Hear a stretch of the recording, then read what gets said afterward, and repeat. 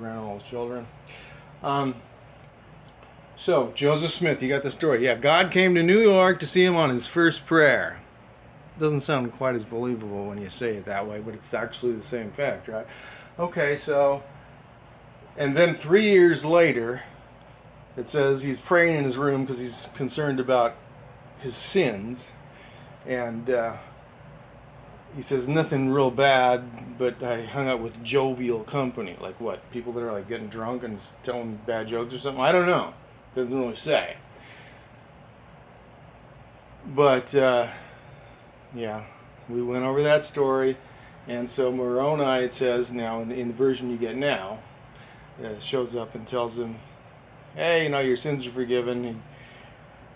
He tells him about the golden plates and all that sort of thing, and quotes a bunch of Old Testament prophets and stuff, and comes back 3 different times between that 3 times that night and once in the next day.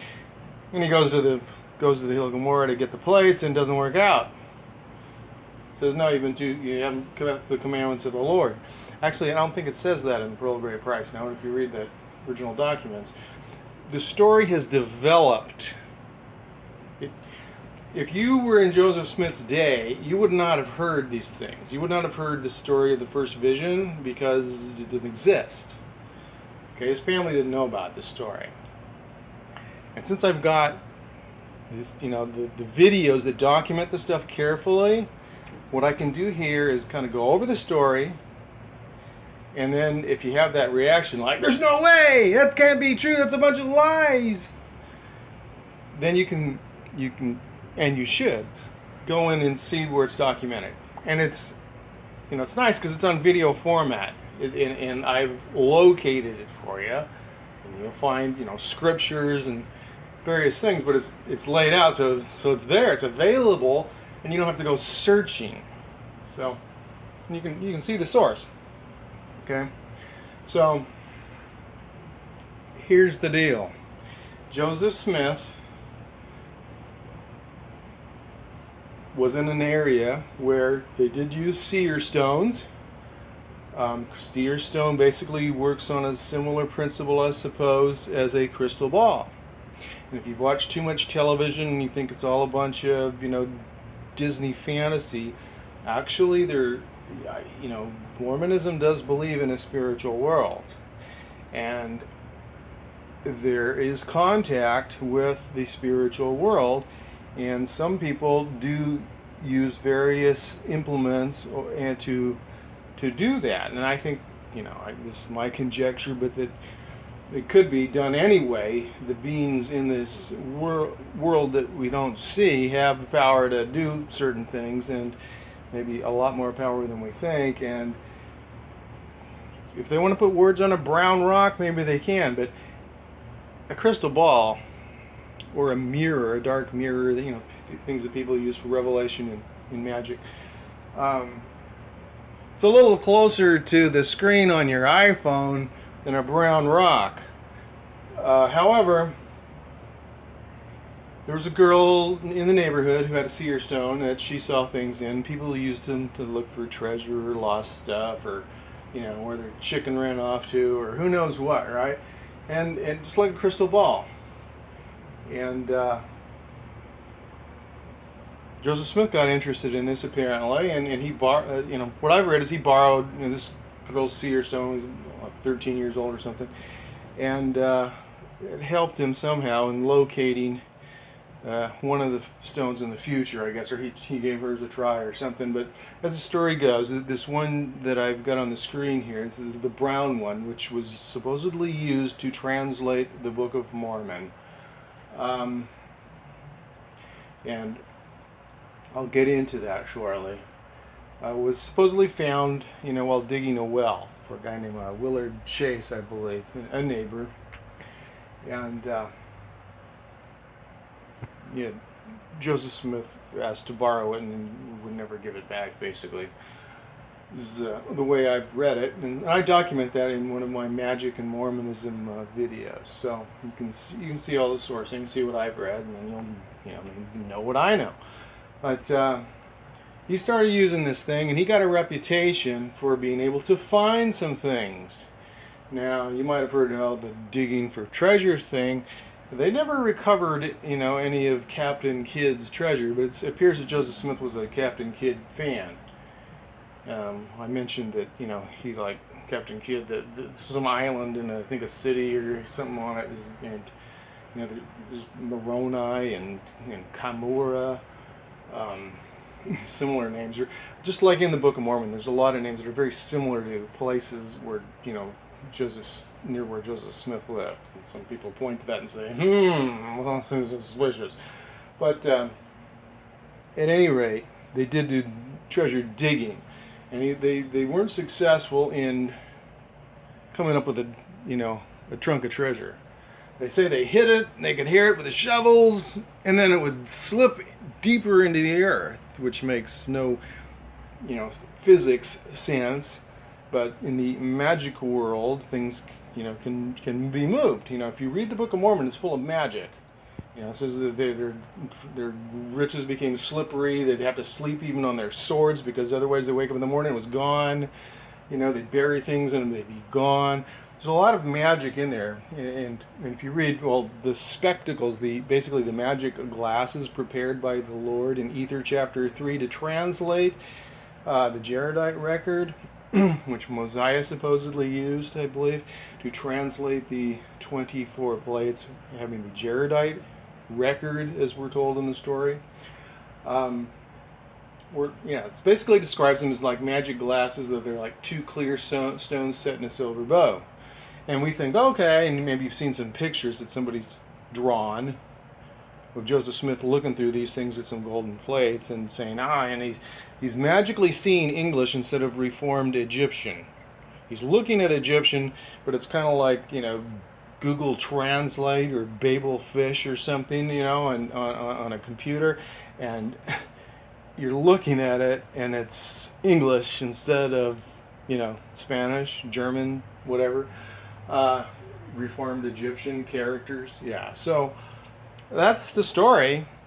And of course, Joseph Smith doesn't talk a lot about that. He just says it was done by the gift and power of God. In the Doctrine and Covenants section 1, supposedly it's Jesus like talking through Joseph Smith's mouth or something at a conference they're having. You can read it. It says it's a conference in November of 1830. And Jesus says, I gave him the power to translate it, and it is correct. Okay, you may have heard it's the most correct book. And other people may have said it's the most corrected book, because after that, thousands of changes have occurred in it. So if it was correct, why did it need to be corrected, right? There's grammatical stuff, and I'm not going to talk about that right this second. And there are also theological issues that, were changed in doctrines and so forth. Calling Jesus, his mother, Mary, the mother of God, and then changing that to the mother of the Son of God, and those are some of the things that change, but also grammatical. It's like Jesus couldn't speak English very well or something when he's, giving them the words through the seer stone, which showed the words like on a picture of a piece of parchment, like, old ancient kind of paper in English, right, with a character there, supposedly. And then after, say, Oliver Cowdery would write it down when Joseph Smith was telling him what it said or something, it wouldn't disappear and change to the next words until he'd done it correctly. That's the story. Or that's a quote from David Whitmer. Some of the translating occurred in the Whitmer's home. And I believe Joseph F. Smith quoted that too, but you don't hear much about that because it's associated with the seer stone.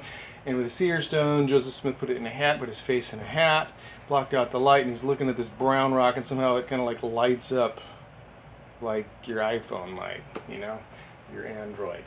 And like I said, it's easier to believe with a crystal ball, but it was a brown rock, and there's a picture of it, and that's out of the first presidency's vault. They were kind of hiding it because the story's kind of, just kind of makes people go, "Are you kidding me?" So, they haven't been really forthright with it, and recently there's been a lot of pressure. They excommunicated people that told too much of the truth about things that happened, scholars at BYU, professors and stuff. But anyway, there's been so much pressure that they're showing some things and then basically kind of come up with a story that makes it sound like everything's okay. But it's really the guys that write the essays, and they're approved by the First Presidency, they're not honest. And I show that in the videos. I show what they say they're going to say, and compared to the scriptures, and they contradict everything. They're not honest. They don't do what they say. And I'm not asking anyone to take my word for it. Look at the videos and I show it, one next to the other. You know? So, okay, here's what it says in the Gospel Topic Essays. Here's what it says in 2 Nephi chapter 5. You know, you're cursed with a skin of blackness because you are bad. God does not want you to mix with the Nephites, and any Nephite that mixes with a Lamanite will be cursed. And then, you know, and then, you know, 3 Nephi chapter 2.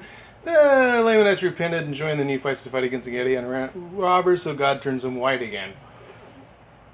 But the Gospel Topic Essays say that's not true. They say God doesn't curse people with a black skin. It doesn't mean he's unhappy with you. But it flat out says it's a curse, it's a mark because they're wicked and blah, blah, blah. So, but they don't put the scripture in the essay, even though they say they're going to be fair. You know, they don't say fair and balanced, they say straightforward and in-depth. And they also say that God doesn't want us to seek just one set of opinions. A little earlier in the preface to the Gospel Topics Essays, you may have never heard of them. You wouldn't see them. There's nothing that says on the front, you know, homepage of LDS.org, hey, come look at all the problems the church has. Come look and see what we're arguing about here, about the 9 different versions of the first vision that contradict each other. Or come see why, you know, why people are kind of worried about Joseph Smith translating the Book of Mormon, looking into a hat at a brown rock and not even having the golden plates, you know, in the house. They're buried in a hollow log in the woods. Why does he even need them? Hey, Googling, what's the deal with the Book of Abraham, you know, with them actually having the papyrus or the copies of the papyrus in the Smithsonian, and they found the Adam, you know, actually, because like Emma Smith sold them to him, and it's not from Abraham. They couldn't translate it back then. Joseph Smith said he could do it, but it doesn't say anything about Abraham. It's like some guy's funeral, you know, sermon. It's called a funerary text from like, you know, BC, 200 BC or something. Not 2000 BC. Has nothing to do with Abraham. So there's a lot of arguing over that. Now the church basically says in the essay there, well, Joseph Smith didn't literally translate it, you know. He just got inspired because he was looking at this piece of ancient parchment, and that gave him the inspiration to write the Book of Abraham. It took him 7 years. Should have taken him 2 days at the pace he did the Book of Mormon. Did he lose his brown rock? Did it have too many, you know, moving parts and it was in for repairs? I mean, you know, yeah, he got these, you know, the parchment and the mummies and all that stuff, you know, paid $2,400. It wasn't even his money. And he said it had the writings from Abraham, written by the hand of Abraham. You can go in and look at it, see what it says right there. Look at the Book of Abraham in Pearl of Great Price, and it says, you know, written by the hand of Abraham. Joseph Smith also said that they had, you know, writings from Joseph, the patriarch. You know, like Abraham, Isaac, and Jacob, and Joseph, you know, father of Manasseh and Ephraim, supposedly. He had 7 years, and then he couldn't come up. He was doing like 6 pages a day with the Book of Mormon. If you look at, okay, they say it took like 65 or 90 days or something for like 500 pages. So it's 6 pages a day. How big is the Book of Abraham? Like about a dozen pages? It's like 2 days work.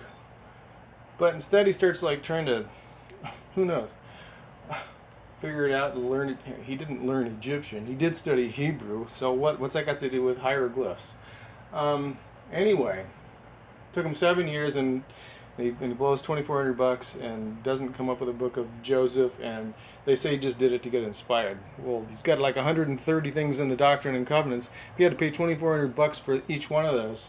By the way, land, it was like a $7 an acre in Kirtland when he, you know, bought that. So could have bought like maybe 300 acres at that price. Land was going up.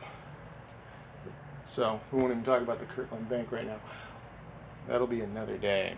Kirtland not bank, anti-banking safety society, because it was completely illegal. Anyway, the brown rock.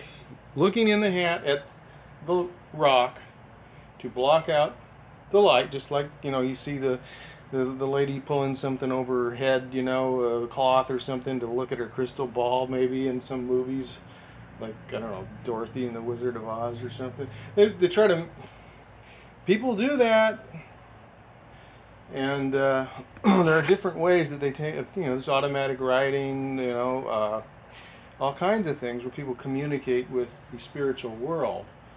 And some people are faking it, and some people are not. And I don't know if it really matters if it's a crystal ball or a brown rock, but I don't know how you see anything in a rock. I honestly don't. So the main point is the plates weren't necessary if he's looking at a rock. And there was so much involved with the story around the plates, and translating the plates is like the main evidence. Like they say, the Book of Mormon is true, Joseph Smith's a prophet. Joseph Smith's a prophet, the church is true, the church is true. Do everything we say. Pay tithing your whole life, go on a mission, whatever. Clean the building on Saturday. And take your children to seminary for 4 years at 6 o'clock in the morning. Unless you live in Utah, then you can do it in the middle of the day. So there's a lot hinging on that, and the story isn't what we've been told. So Joseph Smith, getting back to the story, maybe I'm wandering here. So he's a treasure seeker. As a teenager, his dad was into it. His dad used magical things. You ever heard of like a dowsing rod or a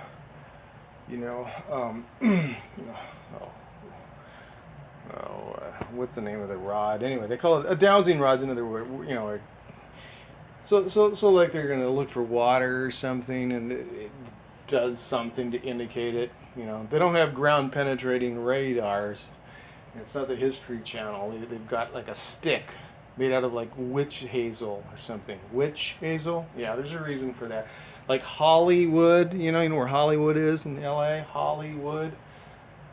It's magical, in case you don't know. It's, there's a lot of things in our language that mean things that you don't understand what they mean until you look things up. And anyway, so he was seeking things, and he had quite a reputation. So, because he'd find, somebody's lost cow or whatever. Some people say he was like stealing their chickens and then coming up and and then finding them with a seer stone. Have no idea, and that's one of the things that really you can't substantiate. That's one of those things that go into the realm of, hey, you can't really substantiate that kind of a thing. But it can be substantiated that they definitely did utilize magic in their treasure digging thing. They weren't using ground penetrating radar, they were using a seer stone, and Joseph Smith was the dude. He wasn't the only guy that did it. He was associated with the guy. Maybe he got some training from another guy that was, there locally that did it. And then there was, that girl. And seer stones come up in the Book of Mormon, or in the LDS history, like in the Doctrines and Covenants. When the Kirtland Bank folded, it wasn't really a bank because there's a lot of fraud involved and stuff. And so Joseph Smith and Sidney Rigdon took off to Canada for like 5 weeks. By the time they got back, half of the church in Kirtland was following a 16-year-old girl who had a seer stone, seen visions in her stone, and she was leading the people. Joseph Smith had to really use his charisma to get a lot of the members back to follow him. All 3 of the 3 witnesses, that said they saw Moroni with the plates, they were following the little girl. I don't know. If you're 16, you might say, little girl, I'm not little. Okay, well, anyway, she was young, and she was 16, and I think she was 16, and she was using a seer stone. I don't know if it was a brown egg-shaped one, or a green one, or a clear one, or what, but she was seeing visions in the stone, and everybody was following her, including the 3 witnesses. These are the guys that chose the 12 apostles, in case you didn't know that. Yeah. Okay. So, seer stones were kind of common back then.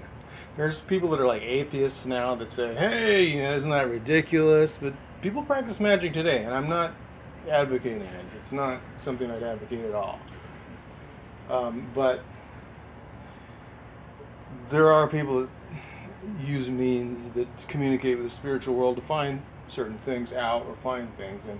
And it's condemned in Christianity, and I'm not saying it's right or wrong, but I think it's a bad idea. So I think I would go with bad idea on that. Anyway, he was involved with that. So there's a guy that lived, near his town, around Palmyra, whose dad lived like 150 miles away. And this guy was searching for something. I think like a silver mine that he thought, had been established by the Spaniards or somebody a long time ago. Something like that. Anyway, we're talking about Josiah Stoll here. And he came 150 miles, not in his BMW, but probably on his horse.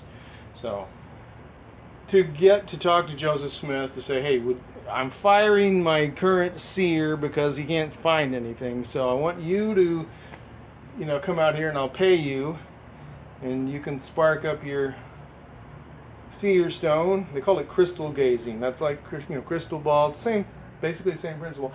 And you be the leader and show us where, you be our ground penetrating radar, seeing your visions in your rock in your hat. So Joseph Smith and his dad and some other people went out there to Josiah Stoll's place, and they stayed at the Hale's home. Isaac Hale was involved in the digging project too.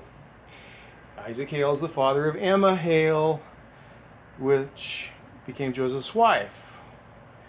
They eloped.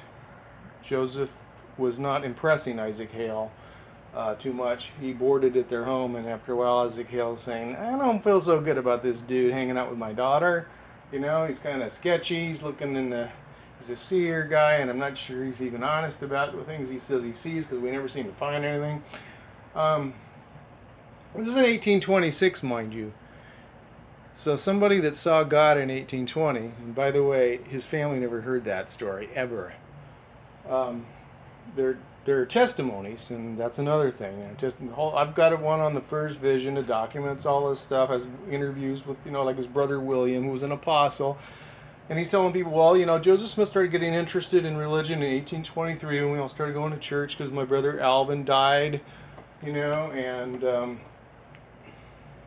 that's when he started getting interested in a religion. 1823, that's the year that supposedly, we had the Moroni visit in the current version. Used to be, a messenger, and his name was Nephi. After Joseph Smith died, from what I've read. I've seen 3 different things published. The original Pearl of Great Price, and like Morning, Evening Star, Millennial Star. 3 things published, and Joseph Smith said it was Nephi, not Moroni, by the way. Supposedly it was Orson Pratt that changed it to Moroni, but I have seen other stories where Joseph Smith mentions Moroni. They're like cruising along in their horse and carriage, and there's old men on the side of the road, and it's Moroni. They got really wild stories. I mean, it's better than like a lot of fairy tales. If you read the old church stuff, it's pretty interesting. So that's how he met his wife. Out looking for, he was the seer. But what does he write in the Joseph Smith history? And mind you, the first vision, he did not write that. It says it's like him writing. He didn't write that. That's like one of his helpers wrote that. And that's documented in one of the, like on my channel. You can see the titles to these things. You can figure out, which ones are which. This is the first vision that's going to have stuff to do with that. So, at any rate, he says in the history, what does he say? Well, they say I was a money digger. All I did is I was digging for like a month for Josiah Stoll, and now people have turned that into this big story about me being a money digger. Well, actually, your own mother says that, we had time, we didn't spend all our time doing the faculty of Abrac. You ever heard of abracadabra? It's magic, words and stuff. We didn't spend all our time with that, but, we were involved, with magic. So, there's plenty of documentation, and there are people that try to explain things away. So you have to learn to look at the details yourself and not just believe whatever people say. Don't believe what I'm saying on it. Hear it and watch the other videos, and you'll see they show the documentation, just like I show the scriptures. You know, I just mentioned that one, you know, 132, and if you look at it, you can hear arguments about it, but they don't talk about certain facts in the argument, like David and Solomon exactly were condemned. They talk about, oh, it says, you know, unless I want to raise up seed or something. Well, was Joseph Smith raising up seed when he, you know, supposedly, you know, was married to, the church shows him married to like 33, 34 women. He never admitted that. He said, I'm not involved with any other women. You know, what a thing it is to accuse a man of adultery. They say I have 7 wives, but I can find but one. You know, we have these documents. You know, when he went to Carthage, he just had the, you know, the newspaper press destroyed because they printed something saying this guy's involved with other women. And they published section 132, which he'd never shown to the church. And just his, you know, his buddies knew about it. William Law was in the first presidency. He didn't know about it. When he found out about it, he started speaking out. You know, Sidney Rigdon knew about it, but he wasn't into the polygamy thing. Hiram was way into it. It wasn't polygamy, and that's a whole other video. I mean, that's in depth. It was not polygamy. What happened in Nauvoo was the most outrageous thing you've ever heard of. Basically, if you know what a timeshare is, you know, for vacations, that's what it was. These women were like timeshares. Like, supposedly like 600 or more women, and then Joseph Smith's just going and visiting them, you know, he and certain of his buddies, and they kind of basically got them into kind of a program. And you can say, oh, this sounds like lies. Well, there are testimonies as to what happened, and what we do find is with Joseph Smith's polygamy story versus what the church tries to say, oh, he's married to these gals. The first girl, he got this girl pregnant. She's a 16-year-old orphan that's staying at their home, and Joseph Smith got her pregnant in like 1833 or something. It was before any mention of any of this, you know, sealing stuff. I mean, even sealing, you know, parents to children. The whole Elijah story from section 110 of the Doctrine and Covenants, that was, you know, like years in the future. His wife, you know, Emma saw him. He saw Joseph and Fanny Alger in the barn. Anyway, I'm not going to get into details on that. She uses a couple words. She's doing the transaction or something. But Fanny wound up pregnant, and Emma kicked her out of the house. So she was a 16-year-old girl pregnant on the streets, the dirt roads, with Joseph Smith's child. And is that polygamy? Is that something the Lord commanded? I mean, that's the start of it. If I go through these, and I'm not going to right at this moment, they're outrageous. And these are just the ones that the church calls wives. And of course they weren't wives. But it was completely illegal. How could he marry them? You know, every state he lived in, it was completely illegal. So, and they did not live as husband and wife. But Joseph and his buddies, Hiram and John Bennett, and these guys, you know, they visited the girls. They like made the rounds. If you ever had a chicken coop, most of you haven't. And the rooster there, he's, you know, involved with a whole lot of hens. Kind of like that. So, except for he's at least helping them find food. So, he looked at a brown rock, supposedly in a hat, and that's where the stories from the Book of Mormon came from. He was not looking at these gold plates. The gold plates that would have weighed about 200 pounds based on the dimension he gives. And you see movies from the church with him like running with these 200-pound plates like they weigh about like 5 pounds, and then like smashing some dude in the face, and like 3 guys tried to get him. It's just this wild story. And when you kind of fact check it, you go, wait a minute. You know, like First Vision movies, you know, they show, oh, these people are singing at night and stuff. Yeah, they did have those revivals happen like probably like in the late summer or the fall when it's warm, right? Well, if you look at the First Vision story, and there's so many things that are wrong with it. You know, like I said, his own family didn't know about it, and then they said, you know, he saw an angel in his bedroom, or saw an angel in the forest, you know, like in 1823 or 4. But this hasn't taken place in the spring of 1820, which means it would have had to have been a revival that got him started on this in 1819, like a 13-year-old or something. It says it was in his. He states he was in his 15th year, meaning he was already 14 years old, which occurs at the winter solstice, Christmas time. 15th year when this stuff happened. Well, his birthday is December 23rd. They don't. And so between December 23rd and, whatever, first week of April or some early spring is when it sounds like it's happened in the Joseph Smith's story thing there. But it didn't happen in the winter. It didn't happen at all. They didn't have a revival those years. They had like 1823 or 4, 5, they had revivals. And his family said they went to him. They went to him because Alvin died and they were upset and they started checking out religions, what it says. Would they be going to these religious places where these ministers were if they all hated Joseph Smith, were persecuting him like he says? No. It says the reason was because of Alvin died. Alvin died in 1823 in November. There's so many things, but he says, oh, my family joined the Presbyterian Church. Well, they did get involved in the Presbyterian Church. Like 1824 at the beginning of the year or something. After, late part of the year when they were bereaved. Said his dad didn't go because he was angry at the minister because he implied that Alvin was going to hell because he hadn't been baptized. Everything's about 1823, 1824. It's not 1820. So, nobody heard these stories. Joseph Smith didn't base a church on, I had this first vision. He based it on, I've got these golden plates that a guardian spirit, which later was an angel, I guess, told me was a record of the American Indians. And I've been able to translate it.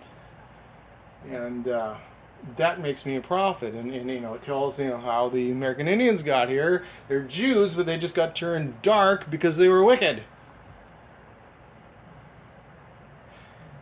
Yeah. Of course, now you've probably heard something about the DNA. They're all testing out as Asians. 99.4% of them test out showing their ancestries from Siberia. And you might hear some fancy apologists try to say, "Oh, there's this hapalog group, and they got some Cherokees or whatever."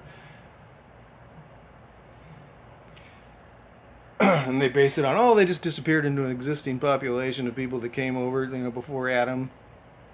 And lived through the flood that didn't happen. There's plenty of history of people in the Middle East, civilizations that were not affected by any global flood, by the way.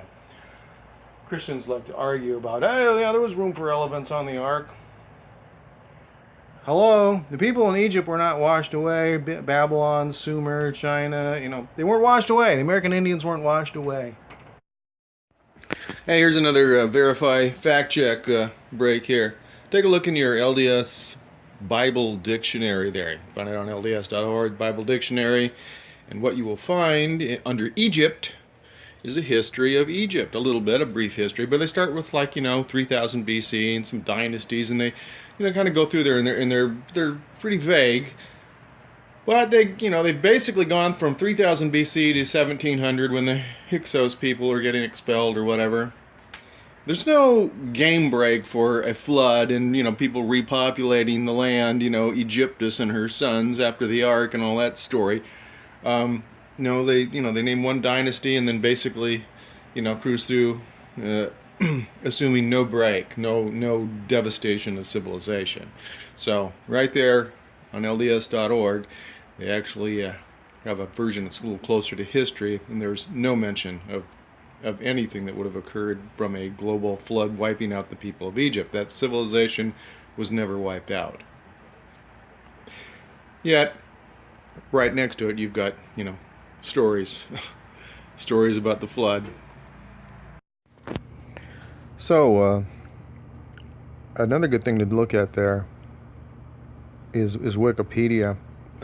And start looking up places in the Middle East. Start with Babylon and Sumer, Acadia, and you can go from one to the next chronologically, and go through that period of 2344 BC, before it, after it, and what you'll see is that there are extensive records indicating civilization was was going right away, whether, marriages, armies, wars, dynasties, real estate deals.